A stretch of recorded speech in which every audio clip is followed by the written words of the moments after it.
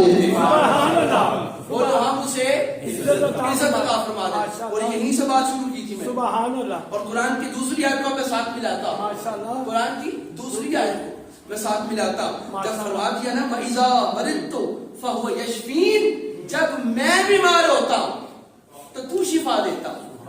یہ نہیں کہا کہ جب تو بیمار کرتا ہے، جب تو بیمار کرتا ہے تو پھر تو ہی شفا دیتا ہے۔ قرآن کا یہی تو مطلب ہے، یہی تو معنی ہے، ادب سکھاتا ہے، اور ادب پہلا کرینہ ہے محبت کے کرینوں میں۔ اگر آپ کے پاس بڑا علم ہے لیکن ادب کوئی نہیں تو وہ سارے کا سارا علم آپ کا رد کر دیا جائے۔ اگر آپ کے پاس تھوڑا سا علم ہے لیکن ساتھ ادب ہے تو وہ قابل قبول ہے۔ اگر آپ کے پاس علم ہے، آپ پی ایچ ڈی ڈاکٹر ہیں، آپ جاتے ہیں کسی بڑے آدمی کے دفتر میں اور جا کر آپ اس کا دروازہ اپنے پاؤں کی ٹھوکر کے ساتھ کھولیں تو کیا آپ کا علم آپ کے کام آیا؟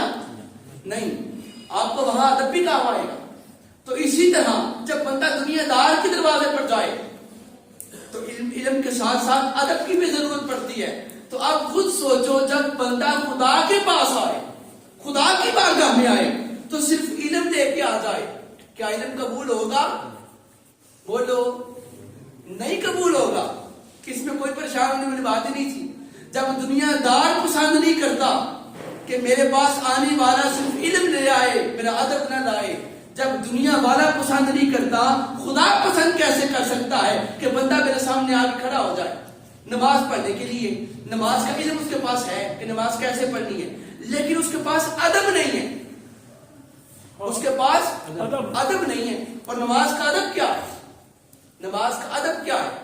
ہم اگر پہن لیں ایسی پینٹ شرٹ کہ جس کے ساتھ واضح طور پر نظر آ رہا، اوپر کچھ لکھا ہے، ڈیزائن بنے ہیں، پھٹی ہے، پرانی پینٹ، وہ جیسے ڈیزائن بنے تو پینٹوں کے، پھاڑ کی پینٹوں کو پہن کر ہم آ کے مسجد میں کھڑے ہو جائیں، یہ نماز کا بھی ادب نہیں، یہ خدا کا بھی ادب نہیں۔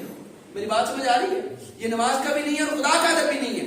نماز کو پڑھنی آتی ہے، سبحانک اللہم و بحمدک و تبارک اسمک، یہ سارا پڑھنا آتا ہے، علم اس کے پاس ہے لیکن ادب نہیں ہے۔ بولو اس کی کیا نماز قبول ہوگی؟ نہیں ہوتی، نہیں ہوگی، کیونکہ خدا کی بارگاہ میں عبادت اس کی قبول ہوتی ہے جو علم کے ساتھ ادب بھی لے کر آتا ہے۔ اگر آپ کہیں کوئی کپڑا پہنتے ہیں نا، شرٹ پہنتے ہیں اکثر نوجوان، جیسے اس بچے نے چھوٹی سی کوئی شرٹ پہنی ہوئی، ہمارے نوجوان مسجد میں آتے ہیں اور وہ جو مرضی گھر میں سلیپ ڈریس کی کوئی وہ پہن کے، سلیپنگ ڈریس کی وہ شرٹ پہن کے آ جاتے ہیں، اس کے اوپر پیچھے کچھ لکھا ہوتا ہے انگلش کے اندر۔ اور آپ یاد رکھیں اس بات، اس مسئلے کو بھی یاد رکھیے، جب آپ نماز پڑھنے کے لیے تشریف لاتے ہیں تو آپ نماز پڑھنے کے لیے جو شرٹ، جو کپڑا پہن کر آتے ہیں، اگر اس کے اوپر کوئی لفظ لکھا ہوا ہے، پیچھے کوئی انگلش کا لفظ لکھا ہوا، کوئی دنیا دار کی بات لکھی ہوئی، اگر آپ اگلی صف میں کھڑے ہیں، پیچھے صف والے نے آپ کی کمر سے وہ بات پڑھ لی، پیچھے والے کی نماز ختم۔ واہ اللہ اللہ، یہ بات آتی ہو گئی، پیچھے والی کی نماز گئی، ختم ہو گئی، کیونکہ اس نے عین حالت نماز میں غیر نماز کے باہر کی کوئی چیز پڑھ لی۔ جس طرح اگر میں نماز پڑھا رہا ہوں یہاں پر اور آپ سارے نماز پڑھتے ہیں، جس طرح اگر کوئی باہر سے بندہ آئے اور آپ کہے السلام علیکم، تو نماز کے اندر کوئی اس کی سلام کا جواب دے دے تو نماز رہ گئی؟ نہیں، آپ کی نشانی ٹوٹ گئی۔ تو اسی طرح جب نماز کے اندر کوئی باہر کی چیز پڑھ لی یا باہر کی بات کا جواب دے دیا تو نماز ٹوٹ جاتی ہے۔ آپ کی شرٹ کے پیچھے سے بھی کسی نے پڑھ لیا تو اس کی نماز بھی ختم ہو گئی اور اس کی نماز کا سارا ذمہ آپ کے اوپر آ گیا۔ اس لیے جہاں بھی جاؤ، جس کے گھر بھی جاؤ، جس کے دفتر میں جاؤ، جس کی بارگاہ میں آؤ، تو پھر اپنے لباس کو اور اپنے انداز کو پہلے ادب کا لباس پہناؤ، تاکہ جانے آنے والے کو پتا ہو، جس کے پاس گئے اسے پتا ہو کہ اسے صرف میرا نہیں پتا، اسے میری شخصیت کا بھی پتا ہے۔ اور جب رب کی بارگاہ میں آؤ تو ایسی عاجز بن کے آؤ کہ خدا کے بندوں کو پتا ہو اور خدا کو بھی پتا ہو کہ میرا بندہ میرے پاس آ رہا ہے، اسے صرف اتنا نہیں پتا کہ میں رب ہوں، میں قدیر ہوں، میں مالک ہوں، میں شانے دیتا ہوں، اولاد دیتا ہوں، نا، بلکہ میرے بندے کو میرا علم بھی ہے اور یہ بھی پتا ہے کہ مالک کا ادب کیسے کرنا۔ سبحان اللہ، سبحان اللہ۔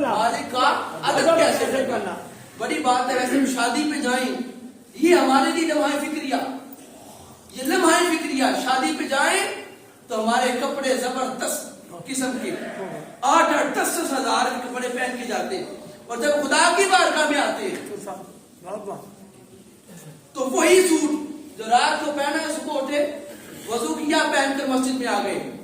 کیا یہ بارگاہ اتنی چھوٹی سمجھی جاتی ہے؟ کیا اس کا کوئی آپ کی نظر میں کوئی وہ بات وہ چیز نہیں رہی کہ ہم دیکھو تو صحیح جا کس کی بارگاہ میں رہے؟ حضرت امیر الصالحین آپ فرماتے ایک دفعہ ایک مرید نے آپ کو وضو کروایا تو آپ نے 100 مرتبہ کلی کی. وضو کے لیے کتنی بار کرتے ہیں؟ 3 مرتبہ کرتے ہیں نا, لیکن اس نے کتنی بار کی؟ 100 بار آپ نے کلی کی. تو اس نے پوچھا حضرت آج خیر تو ہے کہ جب 3 مرتبہ کا حکم ہے تو آپ نے 100 مرتبہ کلی کیوں کر لی؟ تو آپ نے فرمایا میں اپنے منہ کی غرارت کو اور صاف کر رہا ہوں کہ میں یہ سوچ رہا ہوں کہ میں نے کس کی بارگاہ میں جا کے کھڑے ہو کے گفتگو کرنی, میں نے کس کی بارگاہ میں جانا, تو اس لیے میں اپنے آپ کو صاف کر رہا ہوں اور پاک کرتا ہوں, پھر اور پاک کرتا ہوں, پھر جب سوچتا ہوں کہ اتنا ٹھیک ہے پھر میں سوچتا ہوں نہیں اس کی بارگاہ تو اتنی پاک ہے, ذرا اور پاک کر لیتے ہیں. تو یہ تو اللہ کے ولیوں کا معاملہ ہے.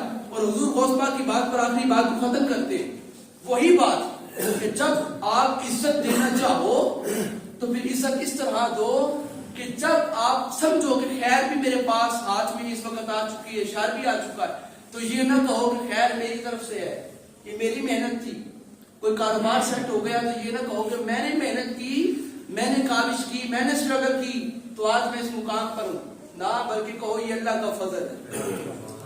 ربنا ظلمنا انفسنا کو اپنے سامنے رکھو کہ جب کوئی اپنی جان پر ظلم کر بیٹھو تو آدم علیہ السلام کی سنت کو لے کر اتنی دعا پسند آئی تھی, قرآن کی قسم اللہ کو, یہ حضرت آدم علیہ السلام کی, جب وہ بار بار کہتے ہیں ربنا ظلمنا, مولا میں ظلم کر تیرا کوئی قصور نہیں, جب یہ بار بار کی تو اللہ نے اس کو قرآن کا حصہ بنا دیا. کیا اولاد آدم تم بھی اس طرح کہا کرو ربنا ظلمنا انفسنا کہ اے میرے رب جو بھی غلطی ہو گئی وہ میری تقدیر کا کوئی معاملہ نہیں, وہ تیرا کوئی قصور نہیں, وہ میری غلطی ہے, وہ میرے شیطان نے کروایا, لہٰذا میں معافی مانگتا ہوں. فرمایا مجھے یہ دعا قبول ہے. اس لیے حضور نے بھی اس دعا کو مانگنے کا حکم دیا. حضور غوث اعظم نماز پڑھ رہے تھے, عبادت کر رہے تھے, اور عبادت کرتے کرتے سامنے اچانک یوں سارا نور پھیل گیا. جب نور ہو گیا, روشنی ہو گئی, تو جناب غوث اعظم نے دیکھا کہ یہ اچانک روشنی کیسی, جیسے نور ہوتا ہے خدا کا. تو آپ نے اس نور کو دیکھا اور اس میں سے آواز آئی, اے عبد القادر آج سے آپ کو تمام عبادات کی چھٹی, آج سے آپ کو تمام عبادات کی چھٹی, نمازوں کی چھٹی, روزوں کی چھٹی, ہر حلال چیز جو حرام چیز جو آپ کے لیے پہلے حرام تھی آج کے بعد حلال کر دی گئی. اب حضور غوث پاک نے جب یہ بات سنی شیخ عبد القادر جیلانی نے, تو آپ نے بات سن کر پھر اس نے خیال کیا کہ میرے لیے نماز کی چھٹی, یہ کیا بات ہو گئی. تو آپ نے اسی وقت پڑھا لا حول ولا قوت الا باللہ العلی العظیم, کہا یہ کیسا بدبخت ہے, یہ کیا نور ہے, یہ خدا نہیں ہو سکتا. یہ جو کہہ رہے ہیں نا کہ میں خدا ہوں, تو یہ خدا نہیں ہے. کیوں؟ کیونکہ نماز کی چھٹی تو امام حسین کو کربلا کے میدان میں بھی نہیں ملی. تو میں کیا چیز ہوں کہ مجھے میرے حجرے کے اندر آ کے چھٹی دی جا رہی ہے اور ہر حرام چیز کو حلال کیا جا رہا ہے.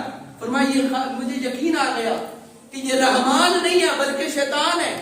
تو آپ نے وہ لا حول ولا قوت پڑھا تو وہ سارا نور جو چمک رہا تھا, دمک رہا تھا, وہ سارے کا سارا دھواں بن گیا. اور اس کے اندر سے آواز آئی, اے عبد القادر اس مقام پر جہاں تو اس وقت پہنچا ہوا ہے نا, میں نے کئی ولیوں کو یہاں سے گرا کر مبذول کروا کے نیچے پھینک دیا, ان کی ولایت سلب کر دی گئی. تو اے عبد القادر تجھے تیرے علم نے بچایا, تجھے تیرے علم نے بچا دیا. تو شیخ عبد القادر جیلانی آپ کے پاس وہ مقام تھا ولایت کا, آپ نے فرمایا وہ بدبخت جاتے جاتے پھر بات کر گیا, مجھے میرے علم نے نہیں بچایا, مجھے خدا کے فضل نے بچایا, مجھے خدا کے فضل نے بچایا. مجھے یہ دوسرا بار نہ کر میرے اوپر. علم نے بچانا ہوتا تو شیطان کو بھی بچا دیتا, تجھے بھی بچا دیتا. تیرے پاس تھوڑا علم تھا. فرمایا کبھی بھی انسان کا علم نہیں بچاتا, جب بھی بچاتا ہے خدا کا فضل بچاتا اور وہ وہاں سے دفع ہو گیا. جب بھی نیکی کی اور رحمت کی اور خیر کی نسبت کرنی ہے تو رب کی طرف کریں, اور جب بھی شر کی نسبت کرنی ہے تو اپنی طرف منسوخ کر کے کہیں کہ مولا یہ میرا شر, میری غلطی تھی. اور جب کوئی اچھا کام ہو جائے تو یہ نہیں کہنا یہ میری اپنی کاوش تھی, میرا کمال تھا. نہ کمال سارا خدا کا. وَتُعِزُّ مَن تَشَاءُ وَتُذِلُّ مَن تَشَاءُ, جسے چاہتا ہے وہ عزت دیتا ہے, جسے چاہتا ہے وہ ذلیل کرتا ہے. اللہ رب العزت سرکار دو عالم علیہ السلام کے صدقے سب کو عزت عطا فرمائے. وَمَا عَلَيْنَا إِلَّا الْبَلَاغُ.